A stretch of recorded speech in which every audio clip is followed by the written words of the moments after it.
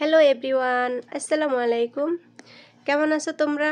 I hope সকলেই ভালো আছো। প্রতিদিনের মতোই আজকেও আমি তোমাদের সামনে হাজির হয়েছি কয়েকটি কিচেন টিপস নিয়ে। আশা করি টিপসগুলো তোমাদের সবার কাছেই ভালো লাগবে। আমার টিপস নাম্বার 1, আদা কিন্তু আমরা সকলেই খাই, কিন্তু আমরা যারা দেশে আছে তারা হচ্ছে বালুর মধ্যে আদা রাখলে আদাগুলো খুব ভালো থাকে, কিন্তু আমরা শহরে যারা আছি তারা কিভাবে খাবো? এভাবে খোলামেলা রাখলে তো হচ্ছে এগুলো শুকিয়ে যাবে। তো তোমরা যদি আমার এই টিপসটি ফলো করো তাহলে অবশ্যই উপকার পাবে। এভাবে একটা বয়ামের মধ্যে পানি রেখে আদাগুলোকে সুন্দর করে ধুয়ে পানিতে রেখে ফ্রিজে রেখে দাও, তাহলে কিন্তু আদাগুলো অনেক ভালো থাকবে আর হচ্ছে শুকাবে না, অনেকটাই তাজা থাকবে। তোমরা এই টিপসটি ফলো করতে পারো। আমার টিপস নাম্বার 2, শশা কিন্তু আমরা সবাই খাই, কম বেশি ছোট বড় সবার বাসায় শশা আনে, কিন্তু শশাগুলো হচ্ছে আমরা যদি এভাবে ফ্রিজে রেখে দেই পল্লিতে করে, কিন্তু কয়েকদিন পরে আমাদের শশাগুলো একদম শুকিয়ে যায়, মানে কেমন যেন ফোটা ফোটা হয়ে যায়। তখন এই শশাগুলো কিন্তু আর চুলতে বা খেতে ভালো লাগে না। তো তোমরা যদি শশাগুলোকে সুন্দর করে ধুয়ে এভাবে একটা বয়ামের মধ্যে পানি রেখে শশাগুলোকে বয়ামের মুখটা মেরে ফ্রিজে রেখে দাও, তাহলে কিন্তু 10 থেকে 12 দিন পর্যন্ত এই শশাগুলো একদম খেতে তাজা শশার মতো লাগবে, শশাগুলো খেতেও ভালো লাগবে। তোমরা আমার এই টিপসটাও ফলো করতে পারো। আশা করি ইনশাল্লাহ তোমরা এই টিপসটি দিয়েও অনেক উপকার পাবে। টিপস নাম্বার 3, নেল কাটার দিয়ে কিন্তু আমরা সবাই নখ কাটি, কিন্তু নেল কাটার দিয়ে নখ কাটার সময় কিন্তু আমাদের নখগুলো সিটে এলোমেলো হয়ে এদিক সেদিক ছড়িয়ে যায়। তখন হচ্ছে কি, যখন আমরা খাবার খাওয়ার সময় দেখা গেছে বেশিরভাগ সময় খাবারের ভিতরে গিয়ে পড়ে, এতে কিন্তু আমাদের অসুস্থ হওয়ার সম্ভাবনা থাকে বেশি।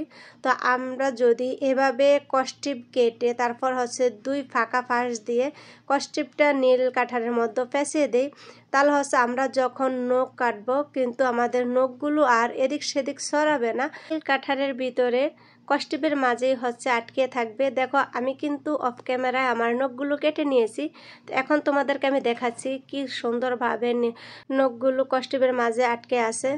দেখাচ্ছি, দাঁড়াও একটু। আমি হচ্ছে এখন কষ্টিপটা খুলবো আস্তে আস্তে করে। দেখো কতগুলো নখ হচ্ছে আমার কষ্টিপের মাঝে আটকে আছে, আর নখগুলো হচ্ছে এদিক সেদিকও সরায়নি, এতে করে আমার ঘরটা হচ্ছে নোংরা হয়নি। দেখছো খুব সুন্দরভাবে আটকে আছে। তো তোমরা চাইলে আমার এই টিপসটিও ফলো করতে পারো। আর এই টিপসটি ফলো করলে হচ্ছে নখ কাটার পর আর তোমাদেরকে নখ খুঁজে বের করতে হবে না, নখ তোমাদের সামনেই থাকবে। টিপস নাম্বার 4, দেখো কষ্টিপ কিন্তু আমরা সকলে ইউজ করি, এটা আমাদের অনেক কাজের একটা জিনিস, কিন্তু কষ্টিপ ইউজ করার সময় হচ্ছে আমরা কষ্টিপের মাথাটা খুঁজে পাই না। কোথায় যে আমরা কষ্টিপটা খুলে রাখছি খুঁজতে খুঁজতে আমাদের অনেক সময় চলে যায়, কিন্তু আমরা কষ্টিপের মাথাটা খুঁজে পাই না।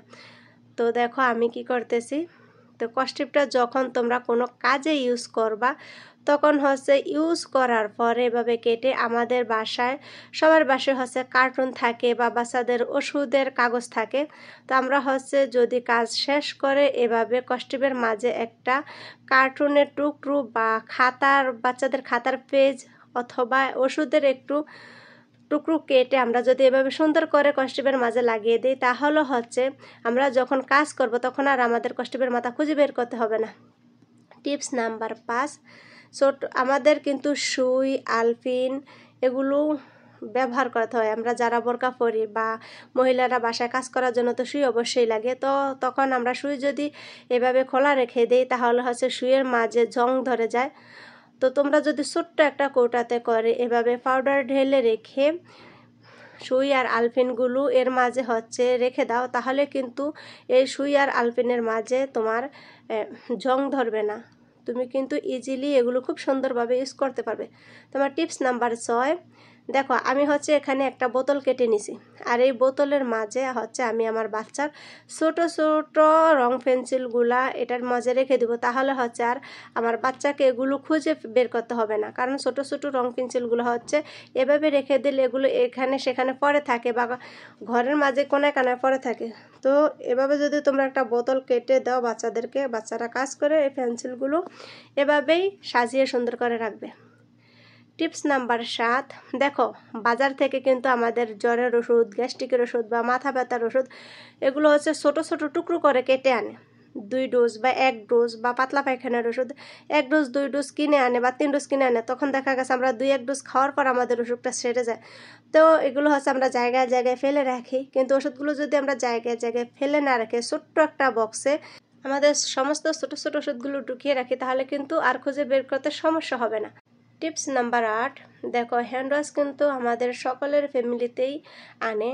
তো এগুলো কিন্তু মূলত অনেক ঘন হয়, বা অনেক সময় দেখা গেছে হ্যান্ড ওয়াশগুলো আমাদের বাচ্চারা টিপে নষ্ট করে ফেলে। তো তোমরা যদি এভাবে একটা আগের বোতল থাকলে বোতলে পানি মিশিয়ে হ্যান্ড ওয়াশটাকে ঢেলে তারপর হচ্ছে ইউজ করো, তাহলে কিন্তু আর হ্যান্ড ওয়াশটা তোমাদের বাচ্চারা নষ্ট করলেও সমস্যা হবে না। আর হচ্ছে এভাবে ইউজ করলে অনেক দিন যায় হ্যান্ড ওয়াশগুলো। আমি কিন্তু আমার বাচ্চার জন্য হ্যান্ড ওয়াশটা এভাবেই ইউজ করি, পানি মিশিয়ে। আর এই হ্যান্ড ওয়াশটা হচ্ছে আমি 3 থেকে 4 বার এভাবে ইউজ করছি। আমার এই হ্যান্ড ওয়াশটা কিন্তু অনেক দিন গেছে, এতে করে কিন্তু আমাদের সংসার খরচটা অনেকটা কম হয়। আমি তো হ্যান্ড ওয়াশের বোতলে ঢেলে রাখছি, কিন্তু তোমাদের যদি হ্যান্ড ওয়াশের বোতল না থাকে, তাহলে হচ্ছে তোমরা একটা প্লাস্টিকের বোতলে হ্যান্ড ওয়াশটা ঢেলে রেখে তারপর হচ্ছে এই নতুন বোতলটাতেই পানি মিশিয়ে তোমরা ইউজ করতে পারবে। আর ঘনটা হচ্ছে বোতলে ঢেলে রাখলেই হবে। তো তোমরা চাইলে এই টিপসটিও ফলো করতে পারো, আশা করি এই টিপসটিও তোমাদের কাজে আসবে। দেখো এটা হচ্ছে আমার পুরাতন হ্যান্ড ওয়াশ।